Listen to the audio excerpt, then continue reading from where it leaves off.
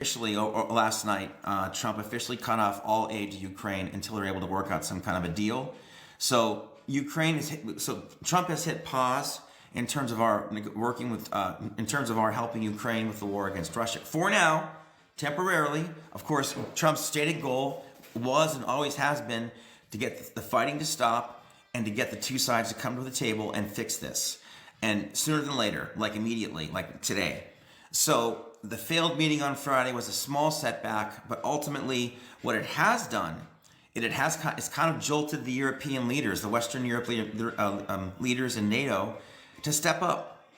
The EU Council is now talking about an $800 million euro defense budget, defense fund to help countries like Ukraine or any future any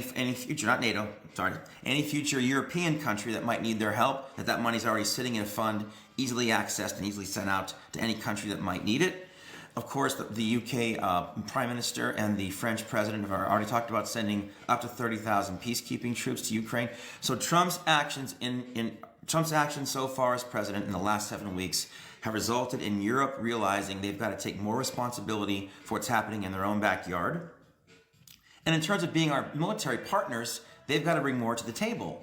So going back to Pete Hegseth going to the Munich summit a couple weeks ago and saying, you've got to spend more of your GDP on defense for your respective countries and for Western Europe as a whole, and pay your NATO dues, by the way, so we have enough money for everyone that needs help.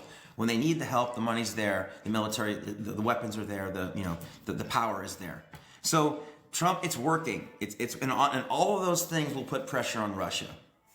If and when Zelensky signs this mineral deal that allows Trump to put American businesses right in Ukraine, which is his way of saying to any future aggressor, whoever it might be, if you invade or attack Ukraine, you're evading and attacking the United States.